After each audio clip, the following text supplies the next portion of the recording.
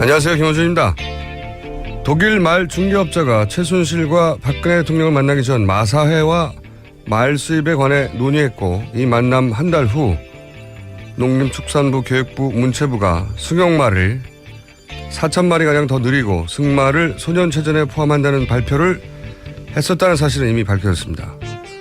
최순실 씨가 말 수입 관련 이권을 챙기려고 했던 걸로 의심되는 정황입니다.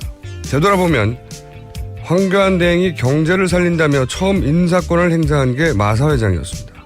그리고 농림축산부는 횡성군 한 군만 해도 말 사업을 대표적 6차 산업으로 육성한다며 승마시설 설치, 승마대회, 유소년 창단 등의 지원 명목으로 189억 예산을 올해 책정했습니다. 또 작년 한 해 동안 10만 헥타르의 절대농지를 해제했으며 그 이유 중 하나가 농어촌에 승마시설을 설치하기 위해서라고 합니다. 이런 일들 사이에 아무런 연결고리가 없는 걸까요? 이런 연결고리를 모두 그리고 끝까지 찾아내기 위해서라도 특검은 반드시 연장되어야 합니다. 어쩌면 우리는 아직도 그 연결고리들의 첫머리밖에 보지 못했을지도 모릅니다. 김어준 생각이었습니다.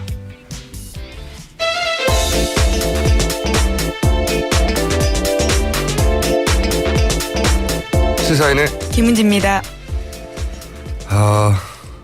말산업이 이렇게 전국적으로 육성되고 있는지는 몰랐어요. 그러게요. FTA 이후 대표적인 6차 산업으로 말산업을 육성해야 한다. 이런 논리. FTA하고 말산업하고 이렇게 연결될지는 몰랐어요. 이런 논리로 정부 문서들이 존재해요. 네. 찾다 보니까 말산업이 이렇게 중요했었나. 연결고리가 있을 것도 같아요. 있을 것도. 근데 저희는 못하니까 저는 특검이 30일이 아니라 1년 정도 연장될 것 같아요. 1년 정도. 자, 오늘 뉴스는요? 네, 헌법재판소가 국회 소추위원단과 대통령 대리인단에게 오는 23일까지 그동안 주장한 내용을 정리해서 서면으로 제출하라 이렇게 요구했습니다. 그렇군요. 네. 헌재가 뭐랄까 태도를 좀 달리해서 스피디하게 진행한다는 여러 뉴스가 나왔는데 그 얘기 하기 전에 한 가지 짚고 넘어가자면 대통령 대면 조사 네네. 제가 1,500원 거의 확보한 것으로 확정되어 가는 중이죠. 2,500원까지 지금 올라가지 않았습니까? 올라가는데 예. 일단 1,500원 거의 확정 분위기인데 그때 왜 일시장소 공개한다고 이제 대면 조사 거부했잖아요. 특검 쪽에서 공개했다고. 대통령 변호인단이 굉장히 항의했죠. 예. 네네. 그래서 이거 대통령 변호인단 쪽에서 나온 거 아니냐 뭐 이런 추정들도 있었는데 청와대 입장이 그렇죠. 네, 어차피 유출됐다면 소스는 둘 중 하나예요. 특검 아니면 대통령 변호인단 그 외에는 모르지 않습니까? 예. 특검은 이제 계속 억울하다는 입장을 피력했죠. 네, 본인들은 아니다라고 네. 하고 있죠. 제가 취재한 결과 청와대 쪽에서 9일날 보자고 특검이 통보를 받은 건 오후 5시 근방이었다고 해요. 네, 오후 5시. 그리고 이제 이 일을 아는 사람도 특검 대부분 몇 명 안 됐고 그래서 특검 쪽에서 당연히 누가 했어 뭐 이렇게 내부 체크를 했을 테고 근데 그걸 아는 사람 알만한 사람들 중에 외근을 해서 뭐 알 수도 없었던 금방 파악이 됐다고 하는데 사실 이 상식적으로 생각을 해봐도 특검은 어떻게 해서든 대통령 조사를 하고 싶은 입장이고 대통령 변호인단을 어떻게든 피하고 싶은 입장이잖아요. 네네. 근데 이제 비공개 합의를 했는데 특검이 이걸 알려서 얻을 이득이 없어요. 이득이. 비공개해서 약속했는데 이걸 알려서 특검이 유리해지는 게 하나도 없잖아요. 아무것도 없는 게 아니라 손해죠. 네. 네, 1,500원 거실 때부터 그렇게 지적해 주셨었죠. 네. 네. 그런데 이 청와대가 이렇게 통보한 지 서너 시간 후에 이제 뉴스가 나온 거잖아요. 네. SBS에서는 당연히 네, 8시 뉴스죠. 취재원 보호를 해서 알릴 수 없을 테고. 제가 오늘 작은 단독을 하나 하자면, 저도 열심히 취재했거든요. 그 일정과 장소의 유출자는 박근혜 대통령 변호인단 중 한 명으로 강력히 추정된다. 강력히 추정된다.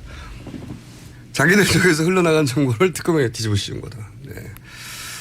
원래 이럴 때 법조 출입 기자들 또는 뭐 청와대 출입 기자들 혹은 뭐 특검 출입 기자들 사방팔방에 모여가지고 모든 기자들이 주변을 캐기 마련이잖아요. 그래서 흘러나온 정보 찌끄러기라도 주술라고. 기자시니까 잘 알잖아요. 네, 쓰레기 주로 다니죠. 주술라고 막. 네네. 이게 화세한 정의도 줍습니다. 변호인단이 직접 알려준 것인지, 뭐 변호인단이 누군가에게 이야기한 것을 이렇게 다시 그런 식으로 주워서 보도한 것인지, 그것까지 제가, 확실하게 말씀드릴 수는 없어요, 여기서. 그런데 소스는 분명하다. 처음 소스. 이게, 근데 변호인단 쪽에서 저는 피해자 코스프레를 한다고 해석할 수밖에 없는 정황이 있는 게, 그 정보가 흘러나온 사람과 특검에 이런 정보가 나오면 어떡하냐고 항의한 사람이 동일 인물이에요. 취재하신 바에 따르면 그렇다는 거죠. 예. 제가 취재하신 바에 따르면. 예. 네. 단독 하나 하겠습니다. 유출은 그쪽 방향에서 나왔다. 네. 자, 여기까지 하나 하고요. 할 일 한 것 같네요, 오늘. 자, 다음 뉴스 전해주십시오. 네. 헌재 관련 뉴스 계속 많죠? 예. 몇 가지 더 지워드리면요. 국회 탄핵심판소추위원단이 그래서 박 대통령 변론 출석 여부를 14일까지는 알려줘야 된다. 이렇게 어제 주장했습니다. 그러니까 이제 헌재에서 끌려다니는 거 아니냐. 그리고 또, 정보지들에서 나온 루머들. 아직은 루머라고 표현해야죠, 당연히. 루머들에 따르면은 좀 헌재에서 이런저런 재판관들 이름이 등장하잖아요. 구체적인 이름이 등장해요. 이게 문제가. 그러다 보니까 이제 헌재도 그렇지 않다는 태도를 보여줘야 되는 거겠죠, 지금. 예, 그렇죠. 더 이상 끌려다니지 않겠다 이런 태도인 것 같아요. 예, 그래서 어제는 10번씩이나 말을 끊고 대통령 쪽 변호인단 신문에 주의를 주기도 하고요. 굉장히 효율적으로 진행을 하겠다라는 식의 이야기들을 강조했다고 합니다. 근데 이게 이제 분위기가 확실히 바뀐 점이 있어요. 새누리당에서 이제 연찬회를 했거든요. 근데 이제 탄핵 초반만 하더라도 대통령은 억울하다. 탄핵은 기각돼야 된다. 뭐 이런 호소 한탄 이런 분위기였는데 어제였나요? 연찬회의 내부 분위기는 기각될 수 있다고 그렇게 믿는 분위기로 바뀌었다고. 워딩이 바뀌었어요. 그리고 이쪽에서 헌재 판결을 받아들여야 된다고. 자신들이 원하는 결과가 나올 확률이 높아졌다는 어떤 그런 공감대가 있는 것 같아요. 그걸 어떻게 알겠어요, 근데? 그냥?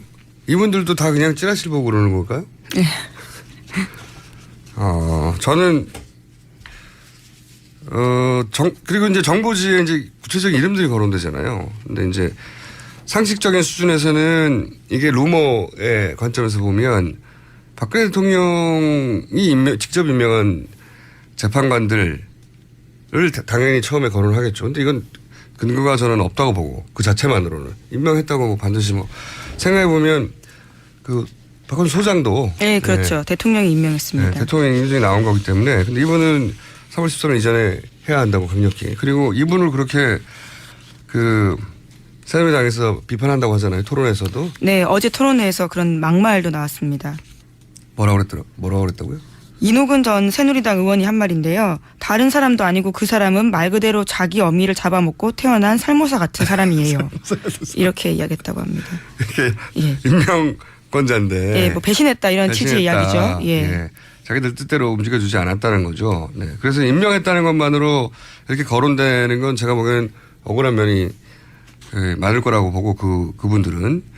근데 그 임명한 분들 중에 한 분 이름이 자꾸 루머에 거론되긴 해요. 지속적으로. 또 한 분은 이 5.16 군사 구테타에 대해서 이제 남다른 생각을 가지신 분 있는데 그분도 계속 거론되고. 저는 심각하게 생각하는 게 세 번째 이름도 자꾸 거론된다는 거예요. 3명이면 기각되는 거거든요. 네. 이게 새누리당 내에서도 이런 정보지를 보고 이런 자신감을 얻었는지 정보지가 이런 자신감으로부터 얻은 소스가 있는 건지 거꾸로인지 모르겠으나 이제 기자들이 이런 정보지 이름들이 많이 거론되니까 실체 파악에 나섰겠죠. 예. 네, 그래서 어제 이정미 재판관 권한 대행이죠. 네, 이런 대행이 얘기가 나오니까 이제 선을 그었습니다. 네, 그건 말이 안 된다고 선을 긋기도 하셨고. 근데 이정미 재판관은 모를 수도 있어요. 본인한테 연락이 안 왔으면. 예. 여하간 제가 이제 이런 걱정을 하는 것은 이런 큰 판결 직전에 의뢰에 있는 한바탕 해프닝 아니겠는가. 이렇게 바라볼 수도 있지만 또 한편으로 걱정을 하는 것은 지난 탄핵 국면에서 탄핵 심판 들어가기 전에 비박계에 2인 1조로 압박이 들어갔었다고 하는 제보를 제가 받고 그것도 복수에 얘기한 적이 있지 않습니까? 같은 당내에 있던 사람들도 막 사람들을 동원해서 압박할 수준이라면 그런 유혹을 느끼지 않겠어요? 그런 유혹은 있을 수 있다. 이거 많은 기자분들이 취재에 나가야 할 실체 파악에 나서야 할 대상이라고 봅니다. 걱정이 됩니다. 그런 평상시라면 그냥 당연히 루머라고 웃어 넘길 테지만 취재를 좀 해봐야 된다. 네네. 자, 다음 뉴스는요? 네, 관련해서 어제 조선일보 일면에는요, 이런 광고가 났습니다. 원로법조인이라고 하는 9명이 대통령 탄핵 심판에 대한 의견을 낸 건데요. 국회의 탄핵소추 의결부터 헌재 심판 진행에 이르는 전 과정이 법적 하자가 있다. 이렇게 주장을 한 겁니다. 게다가 국회는 신문기사나 심증만으로 탄핵을 의결했다면서 문제가 있다라는 취지의 이야기를 한 건데요. 거기다가 일괄적으로 국회에서 투표한 거는 중대한 적법 절차 위반이다. 이런 주장도 했습니다. 아니 지금 대통령 탄핵이 심증만으로 된 거예요? 이건 너무나 많은 증인들이 나오고 있지 않나요? 문서와. 예, 지금도 그렇죠. 계속. 예. 야, 근데 이제 이런 노력들, 그러니까 이제 복합적인 놀이거든요. 탄핵 심판관들 중에 개별 접촉을 했는지, 혹은 이런 정보지를 받는지는 모르겠으나 자신감을 얻게 한 그런 정보가 있는 것이고, 그리고 이제 그런 판결을 내릴 재판관들에게 봐라, 이런 분위기가 있다. 이거 돈 내서 광고 낸 거예요. 네, 그렇죠. 생각해 보세요. 전 대법관이 자기 돈 내가지고 신문 광고 본 적 있어요? 어떤 판결에 대해서? 이거는 전례가 없는 겁니다. 전례가 없는 거. 그리고 최근에 인터넷에 이제 이런 기사에 따른 댓글 부대로 의심되는 어떤 징후, 댓글 부대의 등장의 징후, 포털이나 관련 커뮤니티 보면 갑자기 탄핵 기각해야 하고 헌재 판결을 바로 존중해야 한다는, 헌재 판결에 영향을 주지 말아야 한다고. 헌재 판결에 영향을 주려고 지금 태극기 집회가 얼마나 열심히 했습니까? 네, 주말마다 계속 열리고 있죠. 갑자기 헌재 판결을 존중해야 한다. 엄청나게 많은 댓글들이 달리기 시작했어요. 전방위적인 노력이 시작됐습니다. 제가 보기에는 탄핵 기각을 하고자 하는 분들 쪽에서 대략 한 15% 정도 되는, 심상치 않습니다. 제가 느끼기로는 종합적으로. 그리고 이제 보수단체들을 총동원해라 하는 그런 지시도 지금 나가고 있다는 보도가 있죠? 네, 오늘 아침 한겨레와 경향 보도인데요. 자유총연맹이 3.1절 태극기 집회에 10만 명 동원하기로 했다라는 보도인데, 정부 예산 지원받는 관변단체가 정치적 중립을 어기는 것은 문제가 있다. 이런 지적이 나오고 있는 겁니다. 자유총연맹에다가 3.1절 날 10만 명을 동원해라. 너희는 10만 명. 자유총연맹에 10만 명을 동원하라고 했으면 다른 단체도 다 동원하라고 했죠. 그래서 총 100만 명을 동원하라고 하는, 실제 가능할지 안 할지 여부와 상관없이 아까 이제 댓글 부대가 활동 시작한 게 아니냐 하는 그런 징후도 보인다고 말씀드렸고, 갑자기 대법관이었던 분들이 자기 돈으로 막 반대 광고를 이런 건 본 적이 없거든요. 예, 정말 원로 법조인들입니다. 90세, 80세 이런 예. 분들이거든요. 아주 나이 많은 예. 분들이에요. 80세, 90세 이런 분들이 예. 갑자기 조선일보 일면에다가 본인들 돈으로 광고를 냈어요. 탄핵 심판에 관해서 문제가 많다고. 심증만으로 탄핵을 의결했다. 예. 심증만으로 탄핵을 의결한 게 말이 되나요? 근데 어쨌든 이렇게 80대, 90대 법조인들이 갑자기 신문 광고를 본 적이 없어요. 헌재 판결을 앞두고 이런 법조인 원로 중에 원로들이 90대 네. 이런 분들이 신문 광고를 냈다고 하는. 물론 개인에 대한 호불호나 찬반을 떠나서 순전히 법률 전문가로서 법적 견해를 밝혔다고 밝혀서 하나 예. 이런 적이 있나요? 도움을 드리겠다. 뭐 이렇게 이야기를 했는데요. 예. 헌재가 도움이 필요한지는 잘 모르겠습니다. 그러니까요. 60대거든요. 대부분의 헌재 재판관들이. 예. 네. 정점에 법률 전문가로 정점에 올라와 있는 분들인데 90대, 80대 분들이 도움을 드리겠다고 신문 광고를 냈어요. 그중에서 도움이 아니죠. 심증만으로 탄핵을 의결했다. 이 말 자체가 문제가 많다고 기각해야 된다는 주장이니까요. 심상치 않습니다. 다음 주는요? 네. 증권 관련된 뉴스가 좀 뜬금없을 수도 있는데요. 들어보시면 최순실 게이트와 관련이 있습니다. 한국경제 보도인데요. 최근 검찰이 코스닥 상장사의 대표의 주가 조작 혐의를 포착하고 수사에 착수했는데 그 이면에 최순득 씨 일가가 연루되었다라는 보도를 한국경제TV가 한 겁니다. 이거와 관련해서요. 한 금융투자업계 관계자의 말을 인용하기도 했는데 증권범죄합동수사단에서 겨냥한 것은 최 회장이라는 사람인데 명동에서 사채업을 하는 최 회장에게 돈 대주는 사람이 최순득 씨의 남편 장석칠 씨다. 이렇게 보도한 겁니다. 이거는 제가 보기엔 특검 화력을 지켜만 보고 있을 수 없는 검찰에서 잡아낸 굉장히 줄기가 긴 고구마입니다. 이거 제가 보기엔. 예, 서울 남부지검입니다. 이게 요약하면 최순득 씨의 남편 장석칠 씨가 알고 봤더니 명동 사채업 큰손 뒷돈을 대준 사람이다. 이게 최순실 씨의 이복 오빠 최순득 씨가 그런 말을 한 적이 있어요. 최순득은 사채업으로 돈을 불렸다. 그런 말을 한 적이 있거든요. 그거하고 연결되는 건데 이게 이제 내용을 간단하게 말하면 코스닥에 상장한 회사들 인수합병 유상증자할 때 이런 사채업 쪽에서 뒷돈을 대서 거기서 주가 조작을 해서 돈을 먹는데 그때 뒷돈을 최순득 씨가 됐다는 거예요. 한마디로 말하면. 네. 저는 이게 뉴스가 흘러 만약에 검찰이 가면, 한 작년 말에 나왔던 그 최순득 씨의 아들 장승호 씨 베트남에서. 네네. 유치원 사업 하는. 예. 근데 그때 같이 관련 뉴스가 외교 역량에 돈을 넣어서 그 자금을 빼돌렸다 이런 뉴스가 잠깐 나온 적이 있어요. 안민석 의원이 제보했다. 네, 이렇게 네. 말씀하셨었죠. 예. 안민석 의원이 제보를 받았다고 하고. 예. 검찰이 어디까지 조사했는지 몰라도 이거는 장승호 씨까지도 갈 수 있는 줄기가 하나 나왔는데 아무도 주목하지 않는 뉴스라 어젠가 그저께 나왔거든요. 제가 주목합니다. 이거 특검 뉴스는 아니고 검찰 말이에요. 예, 검찰 말이 우리도 뭔가 해야 되겠다고. 근데 이게 최순득 씨가 사채업에 돈을 댄다. 그런 뉴스입니다. 줄기가 많이 나올 수도 있는. 자, 다음 뉴스는요. 네, 특검이 삼성 수사에 다시 속도를 내고 있습니다. 정은보 금융위원회 부위원장을 비공개로 소환 조사해서요. 어제 새벽 6시쯤 돌아갔다라고 합니다. 특검 관계자는 삼성물산과 제일모직 합병 후 이재용 부회장의 경영권 승계에 금융인가 개입한 정황을 포착해서 조사했다 이렇게 밝히고 있는데요. 지난해 11월에 상장된 삼성바이오로직스 특혜 상장 의혹을 캐물은 것으로 알려졌습니다. 이게 이제 그저께 제가 추가 500원을 건 사안입니다.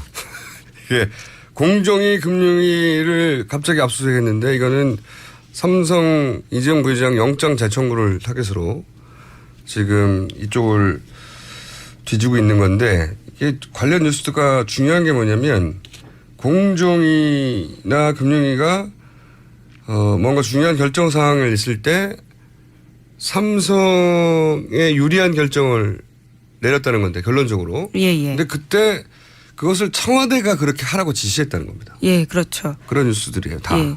오늘 아침 한국일보 보도인데요. 관련해서 특검이 안종범 전 수석을 상대로 청와대가 삼성 바이오로직스 주식 상장 도와줬다라는 취지의 진술을 했다라는 겁니다. 그것을 확보했다라는 건데요. 또 게다가 안 전 수석의 추가로 발견된 수첩에도 삼성 바이오로직스라고 쓰여 있고요. 이것에 대해서 물어보니까 안 전 수석이 청와대 지시였다라고 이야기를 하는 거죠. 이게 이제 새로 발견된 그 종범실록 39건 네. 중에 나온 거잖아요. 예, 예. 네. 이게 종범실록 몇 장 몇 절에 나오는 건지 모르겠는데 앞으로 39건이 돼 있는데 이게 얼마나 많이 나오겠어요. 특급 연장돼야 돼요. 정말로. 근데 이 39건 몇 장 몇 절인지는 앞으로 이제 밝혀지겠지만 여기서 나온 내용 중에 추가적으로 삼성 관련 뉴스가 많이 나온 거죠. 네, 그렇죠. 네, 그 메모들이. 근데 네. 그 메모들이 하나같이 삼성 쪽에 먼저 알려줘라. 혹은 삼성이 이걸 하도록 도와줘라. 하는 내용들이 있고 아마도 이게 이재용 부회장 영장 재청구할 때 새로운 사실이 있거나 해야 되거든요. 박근혜 대통령을 뇌물 수뢰자로 대면 수사를 했거나 똑같은 내용을 똑같이 영장 청구할 수는 없거든요. 예, 한 번 기각된 사실이기 때문에 예. 보충을 하긴 해야 될 겁니다. 그때 아마 집중적으로 보충되는 내용들이 아니겠는가. 그리고 이게 영장 이 기각되느냐 아니면은 영장이 받아들여지느냐 굉장히 중요한 게 영장이 만약에 받아들여지면 영장이 나오면 헌재에도 영향을 일정 정도 주게 되는 거죠. 기각되면 또 반대 영향을 주게 되는 거죠. 그래서 제가 또 500을 걸었지 않습니까? 예. 영장 기각을 하려고 대면 수사를 안 받는 거라고. 대면 수사를 만약에 받는다면 예외적으로 얘는 딱 하나 있어요. 영장이 청구된 이후. 예. 영장이 청구된 이후에 받을 가능성이 유일하게 남아있다. 여기에 추가 500원 겁니다. 너무 많이 걸어가지고 이제 3,000원 되신 건가요? 네. 예. 갚부되겠어요. 자, 만약에 한다면 딱 하나 이외에는 영장이 청구된 이유. 하지만 안 된다에 저는 여전히 거의 몰빵을 합니다. 네. 여기까지 할까요? 네, 제목으로 놓치지 말아야 될 제목 정도 있나요?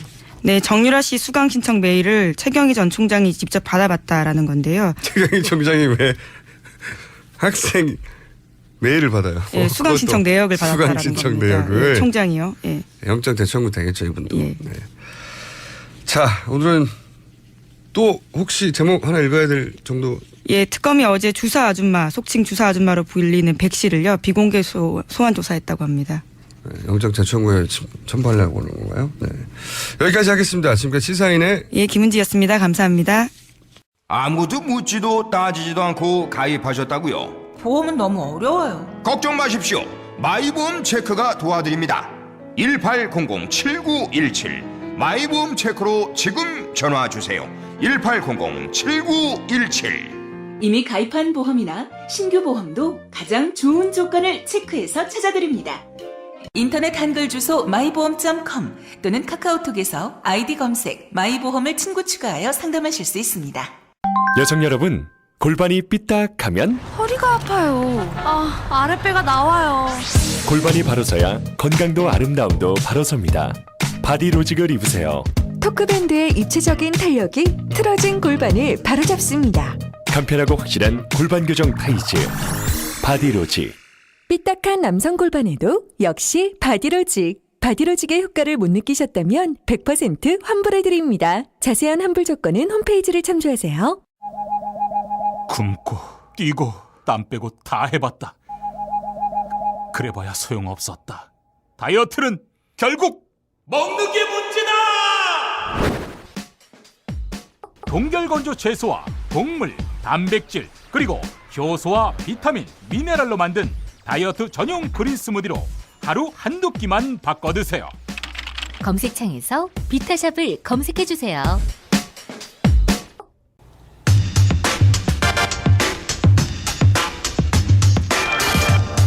새누리당, 이제는 자유한국당이죠. 자유한국당에서 대선 후보를 내지 못할 거라는 전망을 띄웠고 이인재 전 의원을 시작으로 해서 벌써 3명째 대선 출마 선언이 이어지고 있습니다. 오늘은 지난 6일 대선 출마를 선언한 원유철 의원 전화 연결됐습니다. 안녕하세요, 의원님. 네, 안녕하세요. 원윤철입니다. 네, 요즘 굉장히 적극적으로 언론에 인터뷰를 하시던데 감사합니다. 저희한테 응해주셔서. 네. 불러주셔서 감사합니다. 네. 제가 다른 질문 드리기 전에 네. 새누리당이 아니죠. 자유한국당. 자유한국당은 뭐라고 줄여서 불러드리길 원합니까? 자유한국당에선? 저희 새누리당이 이제 자유한국당으로 당명이 최종적으로 다음 주 월요일 날 바뀔 예정입니다. 이제 전국위원회를 열어서요. 그렇군요. 아직 확정은 아니군요. 예. 최종적으로 월요일 날이요. 다음 주. 한국당이 되겠습니다. 약칭해서는. 예. 한국당. 네네. 보통 앞자에서 많이 따서 자유당으로 불릴 가능성이 높은데요, 사람들한테. 그 자유당은 예전에 있었 거고요. 네. 그 자유라는 그 단어는 이 보수의 상징성이고요.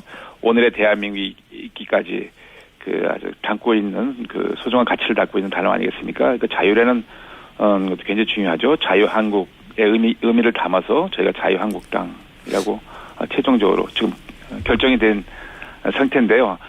최종적으로 당에서는 이제 전국위원회에서 승인을 받아야 되기 때문에 다음 주 월요일 날 확정이 되겠습니다. 네. 근데 이제 익숙하게 만드는 의미에서 그냥 오늘은 제가 자유한국당이라고 하겠습니다.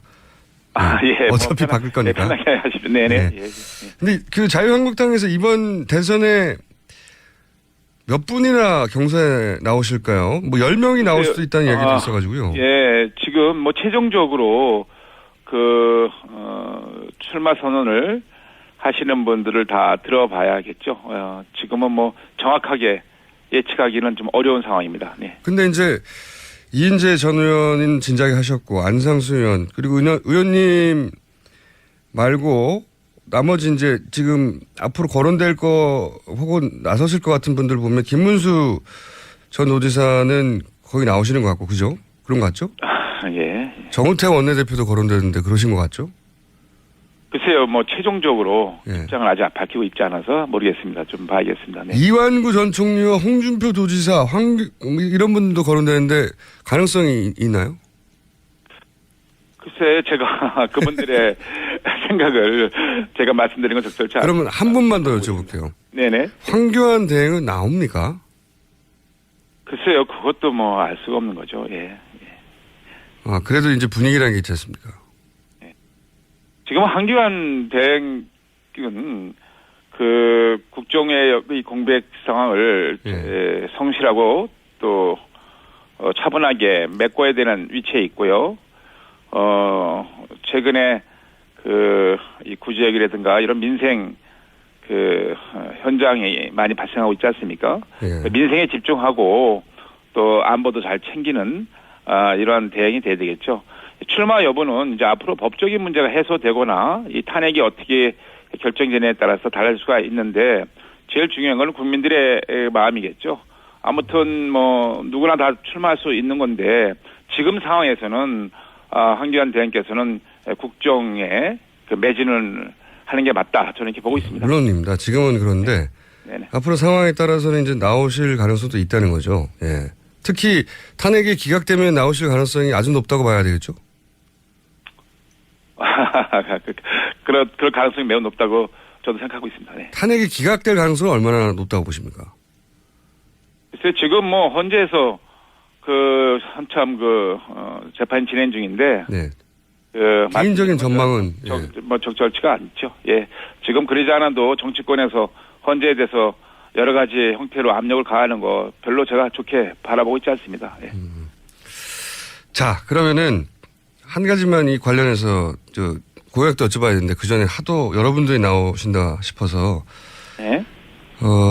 이게 이렇게 많은 대선 후보들이 거론되는 이유가 특별히 있을까요? 이게 인해 전술인가 싶을 정도로 많은 분들이 거론돼가지고 혹시 우리는 절대 불임 정당이 아니다 이런 강력한 의지를 표명하는 건가요? 우리 새누리당이 지금 여러 가지 어려움을 겪고 있는 건 사실입니다. 네. 국민들에게 끊임없이 지금 현 전국 상황에 대해서 반성을 토대로 해서 사과의 말씀도 올렸고요. 앞으로도 계속 저희가 그런 마음 자세로 가야 될 것 같습니다. 그렇지만 정당의 존재 이유가 정권을 잡기 위한 것이고 그것을 토대로 해서 또 그 정당의 비전과 정책을 실현해 나가는 거 아니겠습니까? 물론 저희들이 이제 지금 반성과 성찰의 시간을 많이 가져왔고 더 많은 노력을 해야 되겠지만 이제는 이 대한민국의 여러 가지 닥쳐오고 있는 위기, 이 위기를 그래도 우리 보험 보수 세력, 보험 보수 중도 세력이 힘을 모아서 이 위기를 극복해야 되지 않겠나 이런 차원에서도 결심을 한 것 같고요. 저도 사실 오랫동안 정치를 하면서 지금 이 차지하고 있는 이 복합 위기, 대한민국이 지금 사실은 그 국가 리더십의 위기라든가 이 안보의 위기라든가 경제 위기가 한꺼번에 몰려오고 있는 아주 과거에 일찍이 없었던 미중의 위기라고들 다 말씀들 하고 있지 않습니까? 그런데 이러한 위기는 사실 이 구조적이고 근본적인 위기라고 저는 보고 있습니다. 제가 이번에 그 대선에 출마하기로 결심한 이유를 좀 말씀을 드리는 건데요. 네. 그래서 저는 이 구조적인 위기를 좀 근본적으로 해결해서 우리 대한민국을 좀 더 강한 대한민국, 이 당당한 대한민국으로 좀 만들어야겠다라는 결심을 하게 됐다는 말씀을 드리고요. 안보 위기 같은 경우에는 이 북핵 문제로 인해서 이 한반도의 평화를 항상 위협하고 있고 대한민국의 최대 안보 이슈인데요. 이것을 완전히 좀 해결해야 되겠다. 저는 그래서 한국형 핵무장을 주장하고 있습니다. 네, 저도 그 얘기 드리려고 그랬는데 네, 제 의원님을 하면 항상 생각나는 게 가장 먼저 핵무장을 공개적으로 주장하신 분이지 않습니까? 네, 제가 이제 국방위원장 시절 때부터 네. 북한의 핵 위협에 맞서서 이 자위권 차원에서 우리도 핵 능력을 갖춰야 된다고 주장을 했었죠. 네. 네. 지금 현재 첫 번째로 눈에 띄는 공약도 여전히 이제 핵무장인데요. 이게 핵무장을 해야 한다고 예전부터 주장하셨고 지금도 주요한 공약으로 내세우는 이유부터 간단하게 좀 설명해 주십시오. 네. 말씀드린 바와 같이 대한민국을 가장 위협하는 안보 현안이 이 북핵입니다. 이 북핵 문제 해결 없이는 남북 관계도 통일 시대도 전 열 수 없다고 보고 있고요. 지금 이 대한민국은 사실 휴전 상태에 있습니다. 이 한반도가 비핵화된 상태면 좋은데 이 휴전된 상태에서 한쪽은 핵의 능력을 계속 고도화시키고 있고 한쪽은 국제사회와 함께 노력을 하고 있지만 20년이 지난 지금 10년이 지난 지금 사실은 우리는 그냥 다람쥐 쳇바퀴에 돌듯이 이 구두선에만 그치고 있는 상황입니다. 예를 들자면 최근 10년 동안만 보더라도 북한의 그 김정은 정권은 5차례나 핵실험하고 작년에만 해도 2차례 핵실험했죠. 이 5차례 핵실험한 결과 또 뭐 20몇 차례가 넘는 미사일 발사를 했어요. 이런 대량 살상 무기의 위협이 이제 우리 그 현실로 다가왔습니다. 이 코앞 현실로 다가왔습니다. 그렇지만 우리는 북한이 그런 핵실험과 미사일 발사할 때마다 국제사회가 함께 또 중국이 중심이 된 6자회담 다 풀어보려고 했지만 이것이 다 그런 노력들이 수포로 돌아왔어요. 우리가 북한한테 끊임없이 이제 핵을 포기하고 같이 남북이 이 평화와 공동의 길로 같이 나가자가 호소했지만 북한 정권은 이를 외면했기 때문에 저희는 이제 우리도 핵에는 핵으로 억제하는 것이 가장 강력한 억제력을 갖추는 거기 때문에 네. 우리도 자유권 전에서 핵을 가져야 된다. 그 유명한 그 외교관인 그 헨리 키신저 미 국무장관 전 장관도 이웃 국가가 핵을 가졌을 때 가장 강력한 불가침 조약은 핵을 갖는 길밖에 없다. 네, 알겠습니다. 얘기를 했지 않습니까? 그런 차원에서 네. 이제 이 안보 문제에 대해서는 국민들이 정말 핵 때문에 이 공포에 떨지 않고 밤잠을 편안하게 주무실 수 있도록 이걸 완전히 해결해야겠다라는 차원에서 우리도 한국형 핵무장을 하되 북한이 핵을 포기할 때 우리도 핵을 내려놓는 조건부 핵무장이 되겠습니다. 조건부 핵무장. 제가 이제 그 공약을 내세운 이유는 충분히 들었고 그러면 제가 반론 혹은 의문을 좀 제기해보자면요. 그 논지는 충분히 이해하는데 현실적으로 우리가 따져보면 플루토늄 재처리부터 해야 되는데 이것부터 안 되지 않습니까? 원자력 협정으로. 네. 어떻게 해결하죠, 이건? 지금 이거는 사실 정치권의 결단과 의지의 문제입니다. 그 NPT 10조에 보면 비상사태 때 그 NPT를 탈퇴할 수가 있습니다. 그 가입 국가도요. 근데 우리 지금 대한민국은 아주 비상사태입니다. 전 세계에서 핵 확산 방지 조약을 탈퇴하자. 전 세계에서 유일하게 분단 국가, 지금 그 휴전 상태에 있는 그런 분단 국가고요.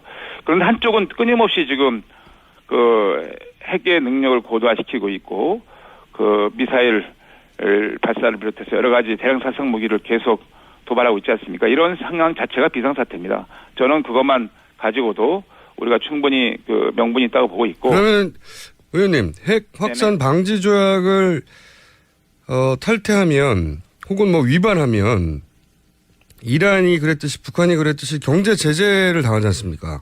우리는 무역 의존도가 굉장히 높은 나라인데 이게 가능한 건가요? 예, 그래서 그것을 예. 저희가 전문가들하고 우리 국회에서 핵 포럼에서 예. 그 관련 전문가들하고 심도 있게 토론을 했습니다. 예. 그래서 우리가 탈퇴를 했다가 다시 가입하는 그런 그 시기라든가 그다음에 우리가 어느 정도 이 경제적으로 그 여러 가지 어려움을 헤쳐나갈 수 있는가 이런 걸 다 했는데 그 기간이 우리가 충분히 그 경제적으로 우리가 몇 년 탈퇴했다가 다시 재가입하는 겁니까? 지금 이제 전문가들의 말씀을 빌리자면 예. 한 1년에서 1년 6개월 정도 보고 있습니다. 네. 1년에서 1년 6개월 동안 탈퇴하고 그 사이 경제 제재를 당하더라도 그 사이 핵 개발을 할 수 있다 이런 말씀이신 건가요? 네, 지금 뭐 서울대학교의 서균열 원자력공학과 교수님 같은 경우에 제가 어저께도 좀 만나 뵙고 왔는데요. 그분도 초청해서 말씀드렸는데 우리의 지금 사실 그 대한민국의 그 핵 능력이라는 것이 상당한 수준 아니겠습니까? 원전 기술도 뭐 세계에서 뭐 알아주는 거고 5번째 규모 갖고 있고 우리가 마음만 먹으면 뭐 6개월 정도 짧으면 6개월 정도 길게는 뭐 또 좀 더 걸리겠습니다만 1년 6개월 정도 걸리겠습니다만 그러한 능력을 갖고 있고요. 지금 그 북한의 핵 위협이 사라지지 않고는 이 한반도의 평화는 예, 그 이유는 알겠는데 없다. 네네. 그래서 말씀을 드리는 겁니다. 자, 그러면 NPT를 탈퇴하고 경제 제재를 한 1년이나 1년 반 정도 견디고 다시 재가입을 전제로 한 후에 그럼 그 사이에 미국이 이걸 허용해야 하지 않습니까? 말하자면 우리가 지금 현재는 미국의 핵 우산 아래 있는데 미국하고는 어떻게 하죠?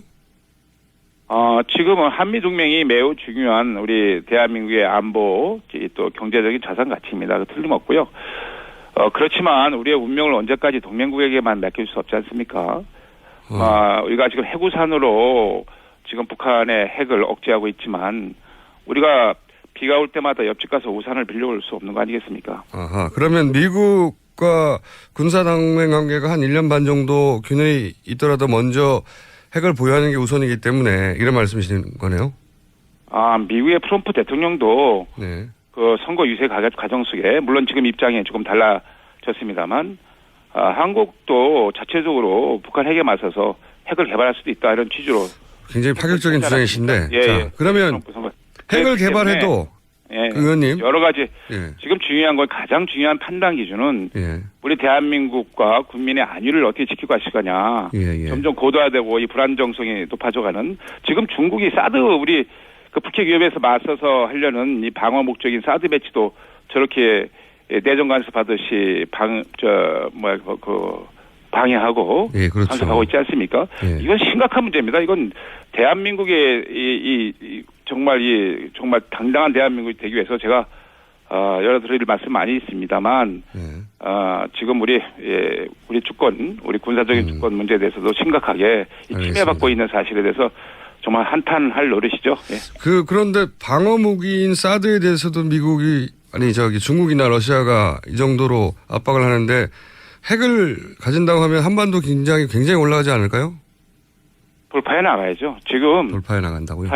사실 그런 의지도 없이 알겠습니다. 예. 그런 주장하실 수 있죠. 자, 그러면 네네. 핵을 개발해도 전시 작전권이 있어야지 전시 작전권이 없으면 의미가 없지 않습니까? 그럼 전시 작전권도 회수하는 겁니까? 지금 그 전시 작전권 문제의 그 시기는요. 예. 사실은 이 북한의 핵과 관련돼 있습니다. 연동돼 있습니다. 사실 그 전시 작전권 지금은 2020년까지 연기돼 있죠. 예. 2020년 중반까지로 돼 있는데 그것은 이제 북한의 핵과 미사일 위협에 맞서서 대한민국의 그 현재 방어 시스템인 킬체인하고 그 한국형 미사일 방어 체계가 그 완비되는 그 체계가 완비되는 시점을 2020년대 중반으로 보고 그때 완비가 되면 우리가 지휘권을 가져야겠다라는 차원에서 군 당국에서 정부에서 그렇죠. 추진을 했던 건데요.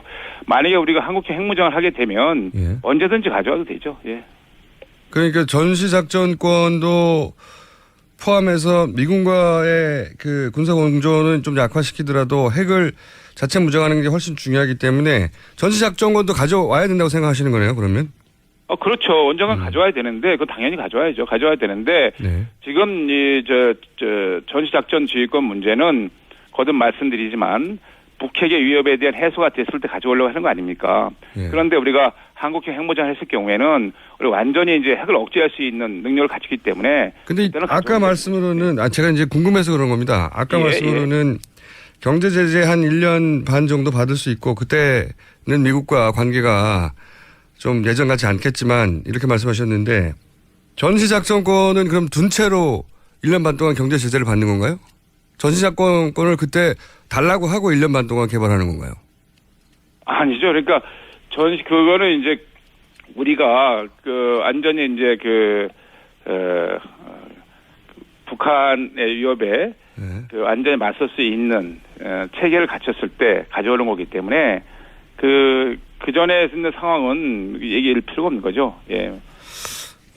전시작전권은 미국한테 두고 그 사이에 경제 제재나 미국과의 관계가 좀 소원해지더라도 그 사이는 개발하고.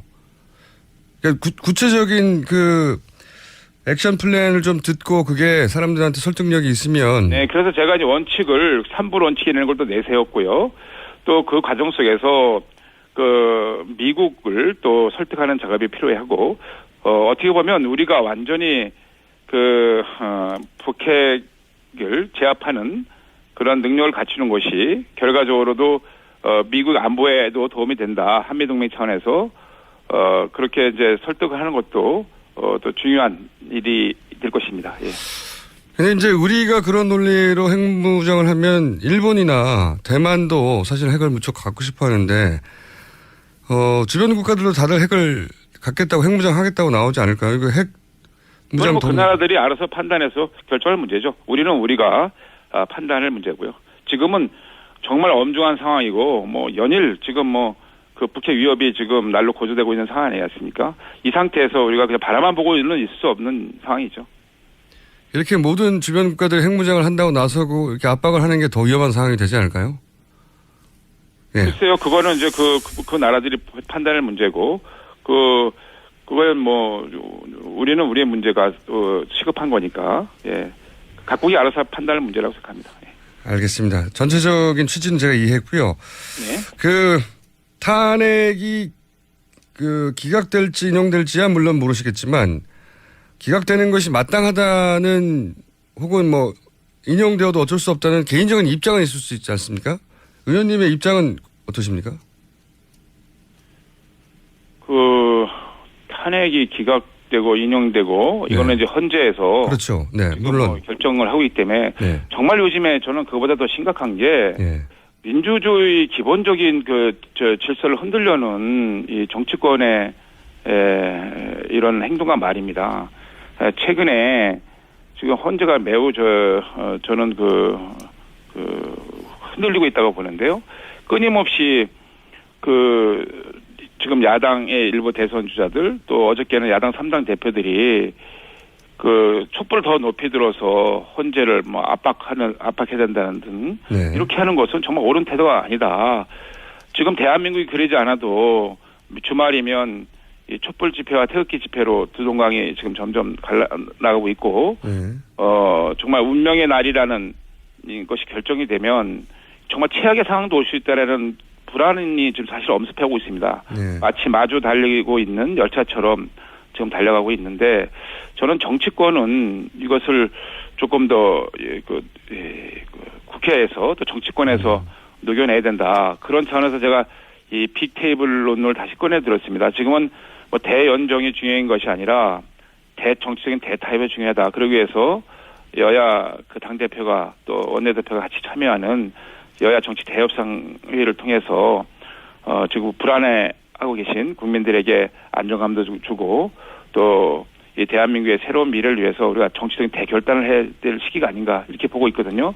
그런 차원에서 지금 탄핵이 인용되고 기각되고 그거는 이제 헌법재판소에서 재판관들께서 헌법과 법률에 기초해서 잘 판단해서 하실 거고요. 저희 정치권은 지금 계속 갈라지고 있는 국민들의 마음을 어떻게 하면 좀 녹여낼까 이런 것을 좀 고민해야 될 때가 아닌가 이렇게 좀 판단하고 있고 제안을 하고 있는 상황입니다. 네, 그러니까 그건 헌재가 판단할 일이라 의원님은 이제 입장을 내시는 게 부적절하다고 보시는 거군요, 지금은.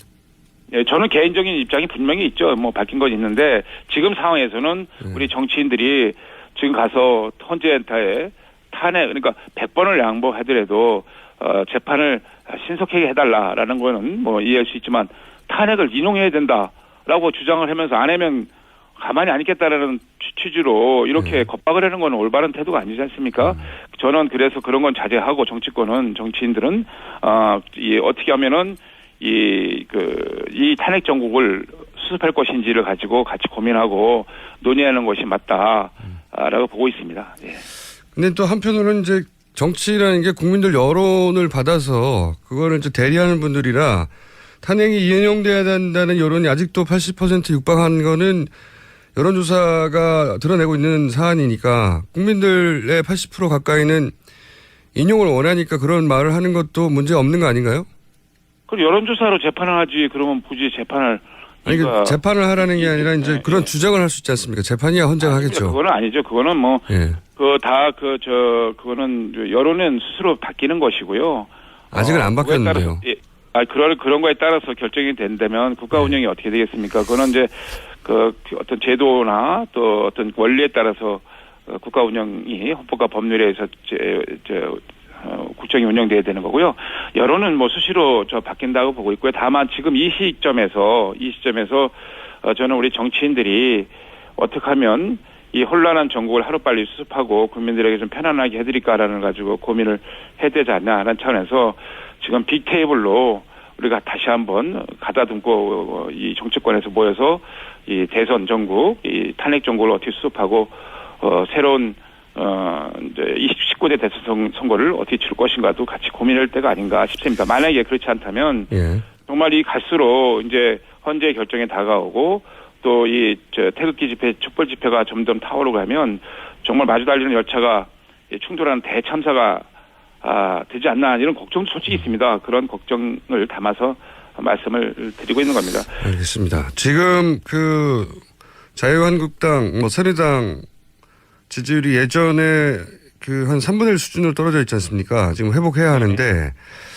그 자유한국당 입장에서 가장 바람직한 대선 상황을 그려보자면 일단 탄핵이 기각되고 거기까지는 이제 자유한국당 소속 의원들이 많이 주장하셨으니까 이렇게 짐작할 수 있는데 그 다음으로는 어떤 상황이 전개되는 것이 바람직한 대선 상황일까요? 자유한국당 입장에서는 박근혜 대통령은 만약에 기각되고 나면 임기를 끝까지 마쳐야 되는 건가요? 아니면 본인이 중간에 사퇴해야 하는 건가요? 어떻게 해야 합니까?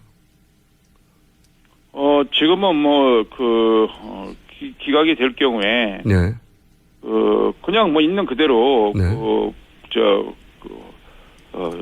법에 따라서 국정운영 임기를 충분히 끝까지 그 법 운영하면 되는데 이제 대통령께서 이제 어떻게 혼란한 전국을 수습하실 거냐에 따라서 달라질 거라고 보고 있습니다. 국민들의 마음을 하나로 모으고 또 이제 정권 이양기에서 어떻게 순조롭게 잘 이렇게 마무리하게 하면서 진행하느냐에 따라서 달라질 거라고 보고 있고요. 예. 알겠습니다. 오늘 여기까지 하고요, 의원님. 저희 조만간 한 번 더 연결하겠습니다. 네네, 감사합니다. 네, 감사합니다. 지금까지 새누리당 자유한국당의 원유철 의원이었습니다.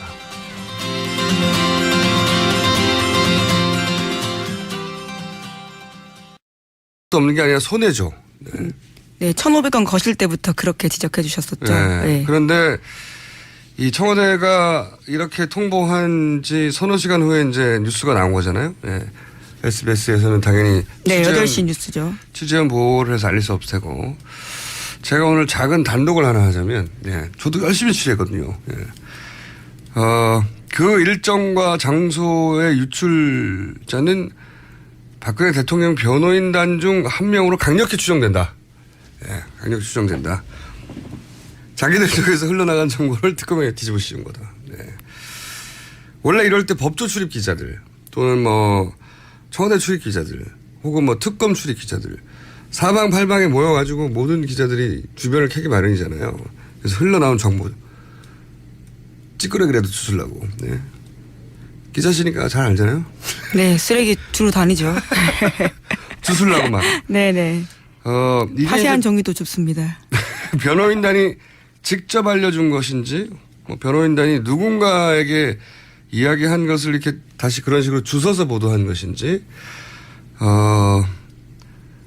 그것까지 제가 확실하게 말씀드릴 수는 없어요, 여기서. 그런데 소스는 분명하다. 그 처음 소스. 이게 근데 변호인단 쪽에서 저는 피해자 코스프레를 한다고 해석할 수밖에 없는 정황이 있는 게 그 정보가 흘러나온 사람과 특검에 이런 정보가 나오면 어떡하냐고 항의한 사람이 동일 인물이에요. 네. 취재하신 바에 따르면 취재하신 그렇다는 바. 거죠. 예, 예. 제가 취재하신 바에 따르면. 예. 네. 단독 하나 하겠습니다. 네. 유출은 그쪽 방향에서 나왔다. 네. 자, 여기까지 하나 하고요. 할 일 한 것 같네요, 오늘. 자, 다음 뉴스 전해주십시오. 네. 헌재 관련 뉴스 계속 많죠? 예.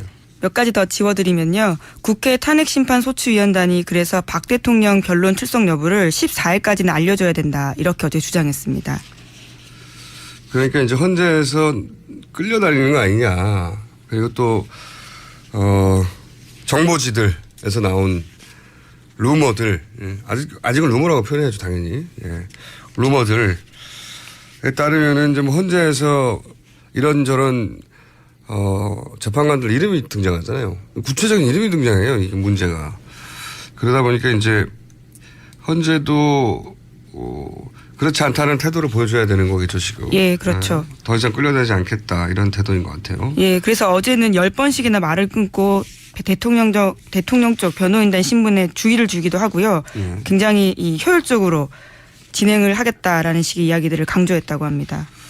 근데 이게 이제 분위기가 확실히 바뀐 점이 있어요. 새누리당에서 이제 연찬회를 했거든요. 근데 이제 탄핵 초반만 하더라도 대통령은 억울하다. 탄핵은 기각돼야 된다. 뭐 이런 호소 한탄 이런 분위기였는데 어제였나요?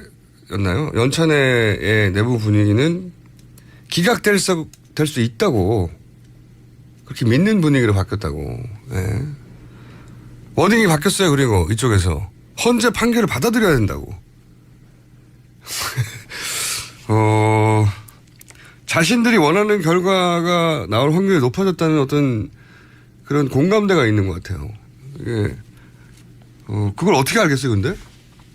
그냥 이분들도 다 그냥 찌라시를 보고 그러는 걸까요? 네. 저는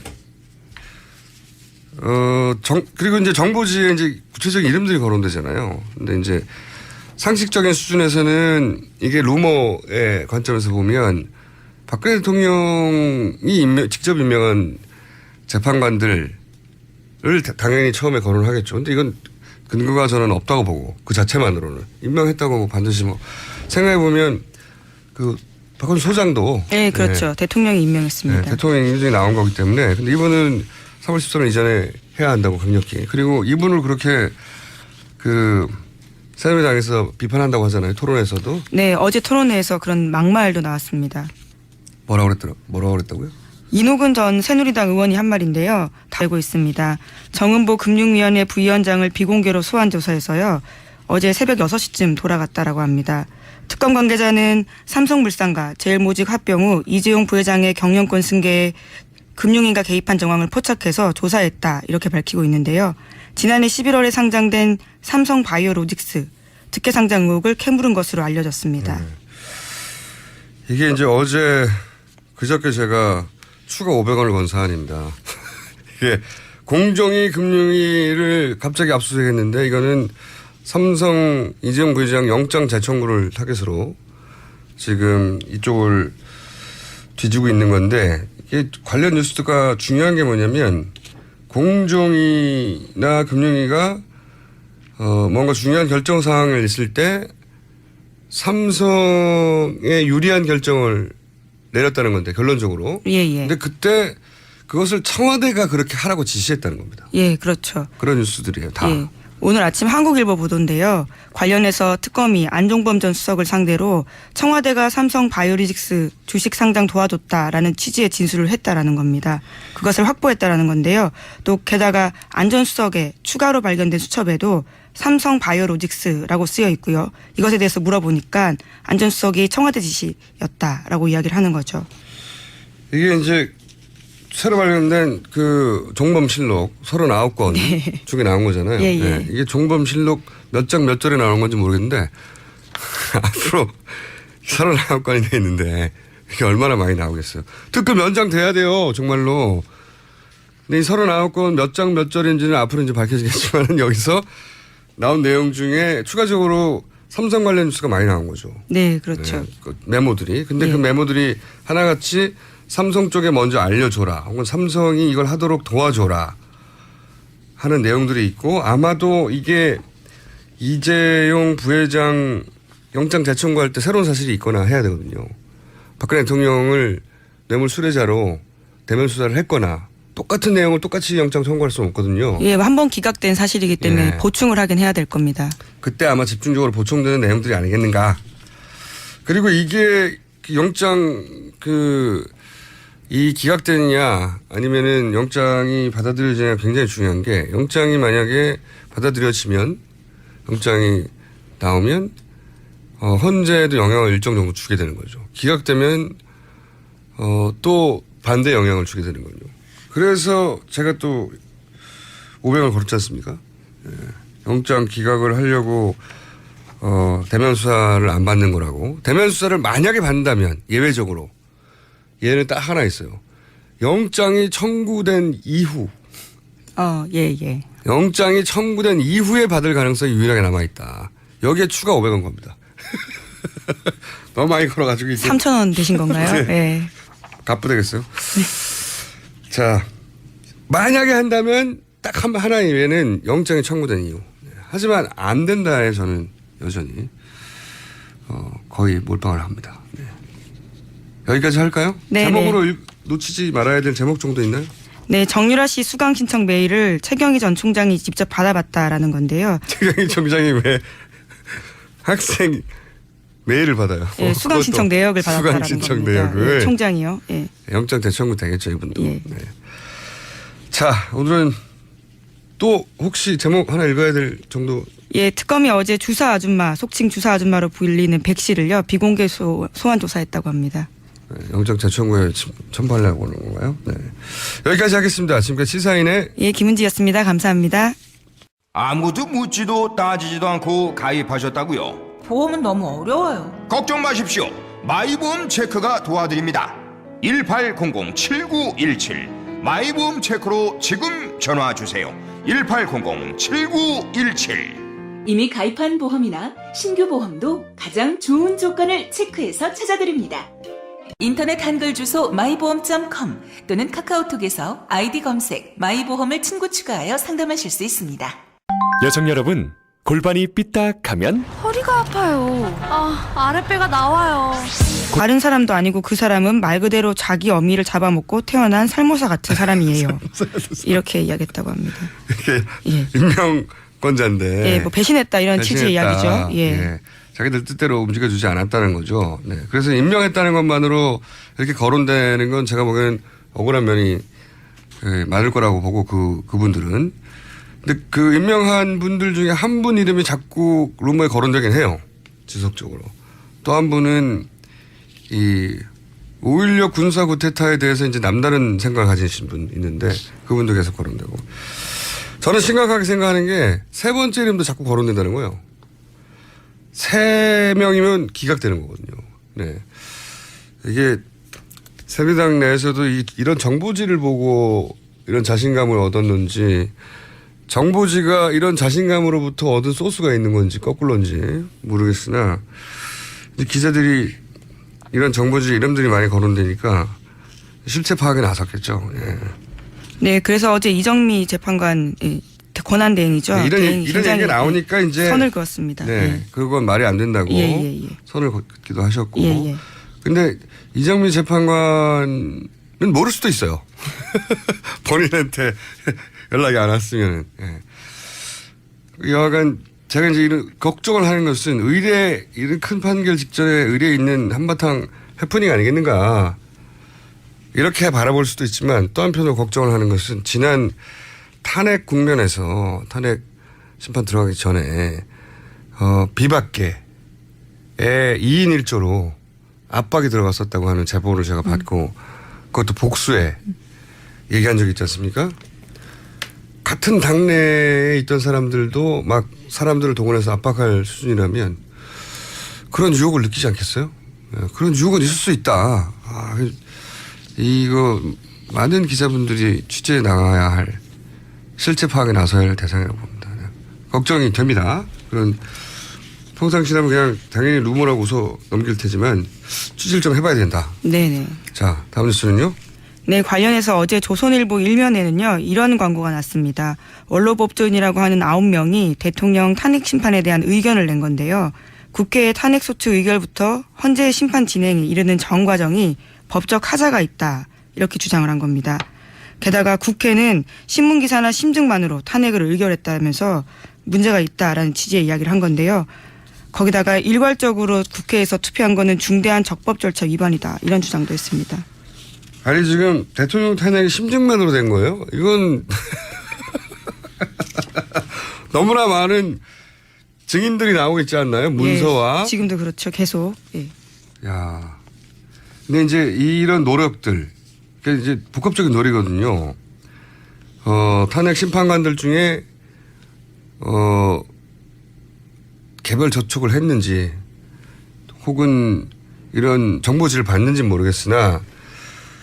자신감을 얻게 한 그런 정보가 있는 것이고, 그리고 이제 그런 판결을 내릴 재판관들에게 봐라. 이런 분위기가 있다. 이거 돈 내서 광고 낸 거예요. 네, 그렇죠. 생각해 보세요. 전 대법관이 자기 돈 내가지고 신문 광고 본 적 있어요? 어떤 판결에 대해서? 이거는 전례가 없는 겁니다. 전례가 없는 거. 그리고 최근에 인터넷에 이제 이런 기사에 따른 댓글 부대로 의심되는 어떤 징후, 댓글 부대의 등장의 징후, 포털이나 관련 커뮤니티 보면 갑자기 탄핵 기각해야 하고 헌재 판결을 바로 존중해야 한다는, 헌재 판결에 영향을 주지 말아야 한다고. 헌재 판결에 영향을 주려고 지금 태극기 집회가 얼마나 열심히 했습니까? 네, 주말마다 계속 열리고 있죠. 갑자기 헌재 판결을 존중해야 한다. 엄청나게 많은 댓글들이 달리기 시작했어요.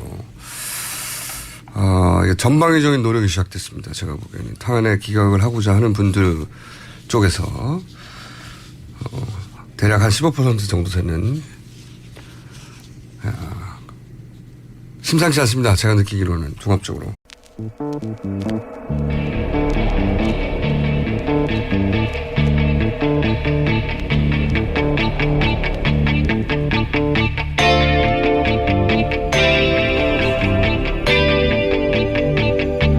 안녕하세요. 김호준입니다. 독일 말 중개업자가 최순실과 박근혜 대통령을 만나기 전 마사회와 말 수입에 관해 논의했고, 이 만남 한 달 후 농림축산부, 교육부, 문체부가 승용말을 4,000마리가량 더 늘리고 승마를 소년체전에 포함한다는 발표를 했었다는 사실은 이미 밝혀졌습니다. 최순실 씨가 말 수입 관련 이권을 챙기려고 했던 걸로 의심되는 정황입니다. 되돌아보면 황교안 대행이 경제를 살린다며 처음 인사권을 행사한 게 마사회장이었습니다. 그리고 농림축산부는 횡성군 한 군만 해도 말 사업을 대표적 6차 산업으로 육성한다며 승마시설 설치, 승마대회, 유소년 창단 등의 지원 명목으로 189억 예산을 올해 책정했습니다. 또 작년 한 해 동안 10만 헥타르의 절대농지를 해제했으며 그 이유 중 하나가 농어촌에 승마시설을 설치하기 위해서라고 합니다. 이런 일들 사이에 아무런 연결고리가 없는 걸까요? 이런 연결고리를 모두 그리고 끝까지 찾아내기 위해서라도 특검은 반드시 연장되어야 합니다. 어쩌면 우리는 아직도 그 연결고리들의 첫머리밖에 보지 못했을지도 모릅니다. 김어준 생각이었습니다.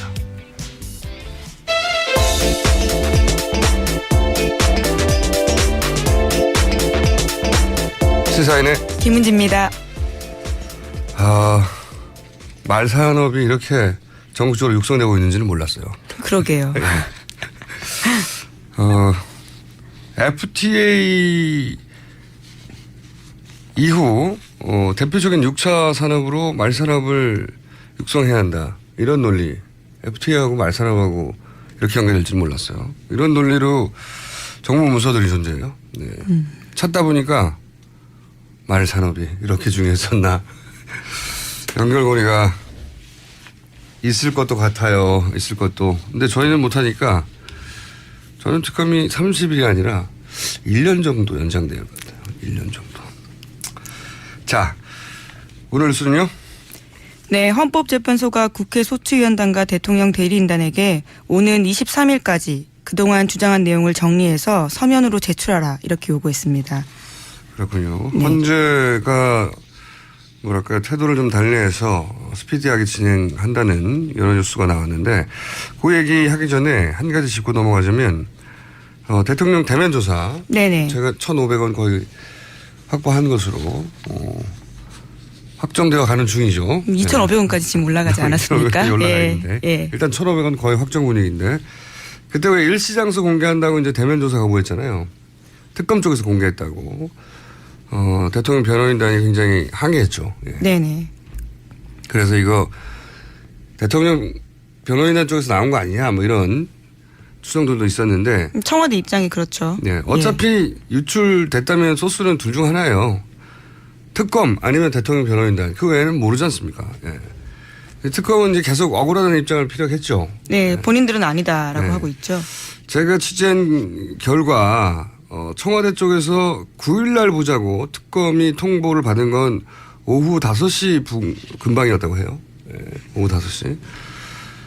그리고 이제 이 일을 아는 사람도 특검 대부분이 몇 명 안 됐고 그래서 특검 쪽에서 당연히 누가 했어 뭐 이렇게 내부 체크를 했을 테고 근데 그걸 아는 사람 알만한 사람들 중에 외근을 해서 뭐 알 수도 없었던 예. 그래서 금방 파악됐다고 하는데 사실 이 상식적으로 생각을 해봐도 특검은 어떻게 해서든 대통령 조사를 하고 싶은 입장이고 대통령 변호인단을 어떻게든 피하고 싶은 입장이잖아요. 네네.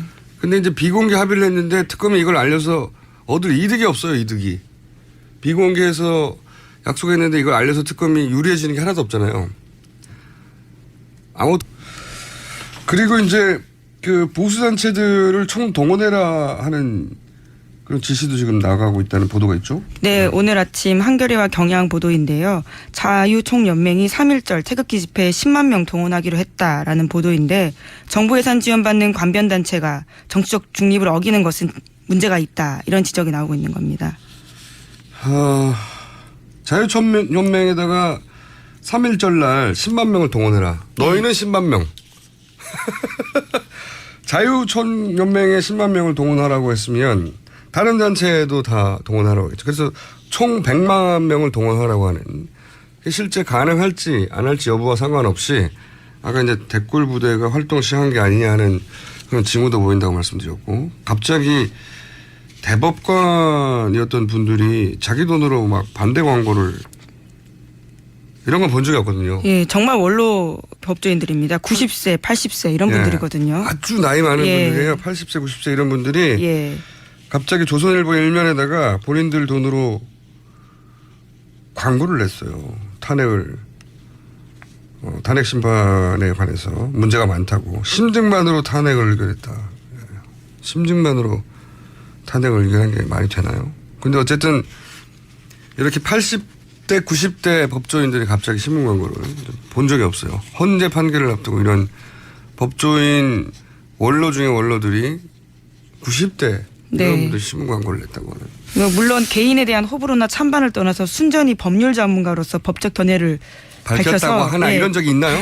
도움을 드리겠다. 뭐 이렇게 이야기를 했는데요. 헌재가 도움이 필요한지는 잘 모르겠습니다. 그러니까요. 60대거든요. 대부분의 헌재 재판관들이. 네. 정점에 법률 전문가로 정점에 올라와 있는 분들인데 90대, 80대 분들이 도움을 드리겠다고 신문 광고를 냈어요. 그중에서 도움이 아니죠. 심증만으로 탄핵을 의결했다. 이 말 자체가 문제가 많다고 기각해야 된다는 주장이니까요. 심상치 않습니다. 다음 주는요? 네. 증권 관련된 뉴스가 좀 뜬금없을 수도 있는데요. 들어보시면 최순실 게이트와 관련이 있습니다. 한국경제 보도인데요.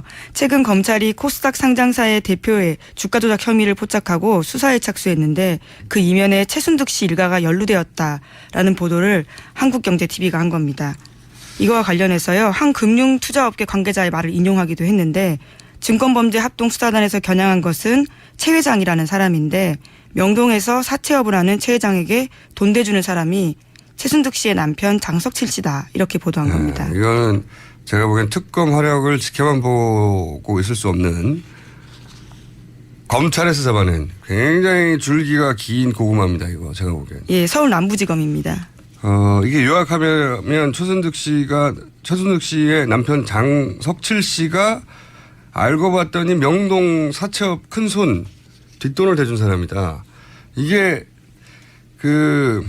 최순실 씨의 이복 오빠 최재석 씨가 그런 말을 한 적이 있어요. 최순득은 사채업으로 돈을 불렸다. 그런 말을 한 적이 있거든요.